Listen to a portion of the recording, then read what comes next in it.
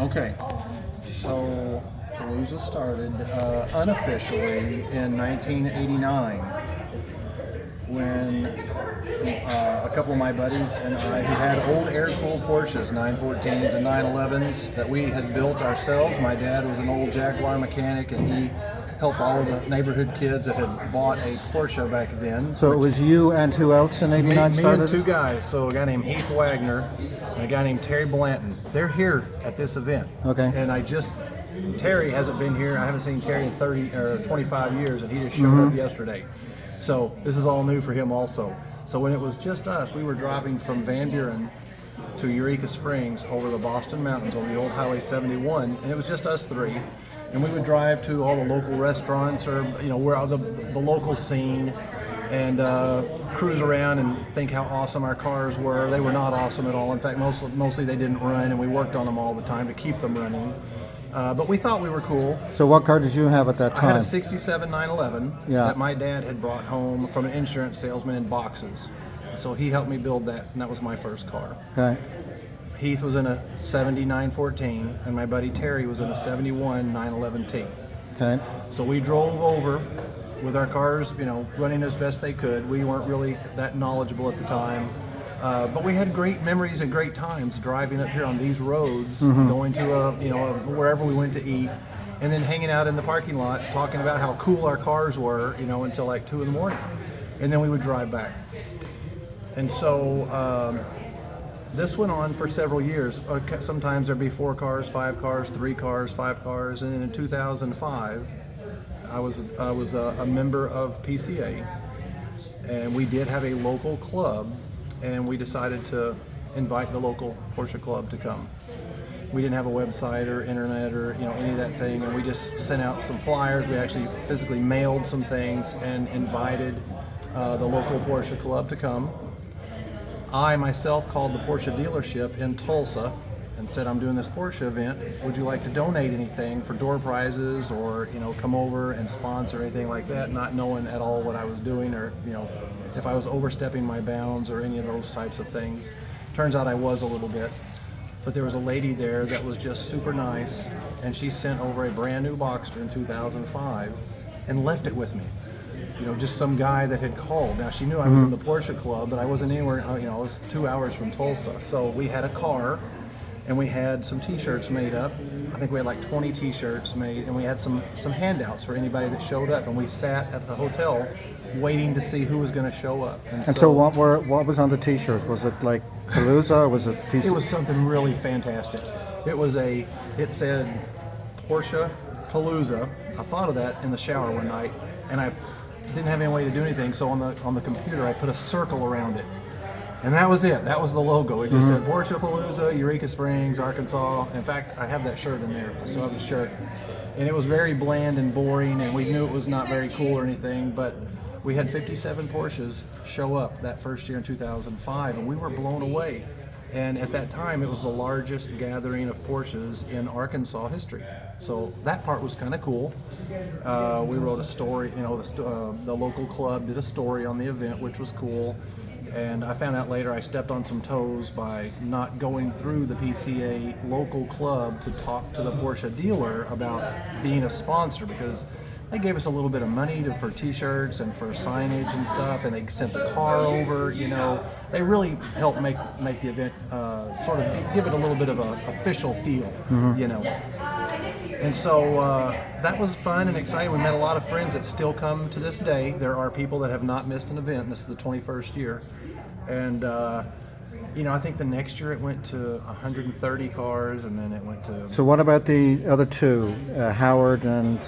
Heath and Terry. So meanwhile, Heath gets married, and he still lives semi-locally, but he has not come back until the last 5 years, and he's come for the last 5 years, but he was out of the picture. Terry has never been back either until this year, but he's back this year, and they're two of the original people. And so is it really just you? I mean, the founding member still running this show? Well, of course, my wife. Okay. Yeah, she wasn't around back then, but she's the brains and the organizer behind the event. I'm Okay. the floor sweeper, and I fix people's cars, or I do. I have some ideas. She's the organization Okay. of the entire event. Okay. And it's since the event started in 2011, Porsche Club of America chose Porsche Palooza, which we were supposed to call it PCA Palooza. You're not supposed to use the word Porsche. So they chose PCA Palooza as the escape weekend, which was the national PCA event. There's parade, which is moves around the country, and then there's the escape event. It's now called Treffen, I think. So back then it was called the Porsche Club of America Escape. So it was the second big event done nationally by Porsche Club of America. Okay. And they chose, we had to fly to North Carolina. Melody flew out. We did a presentation against I can't remember, it was like Sacramento, somewhere in Florida. There's about 5 or 6 competing regions for PCA Escape. And we did a PowerPoint. Well, we're both teachers, so we did a PowerPoint. We had videos. We had a band playing in the back. We really went all out, to sell Arkansas, because who's going to come here? And we got chosen for 2011 for Escape to happen here.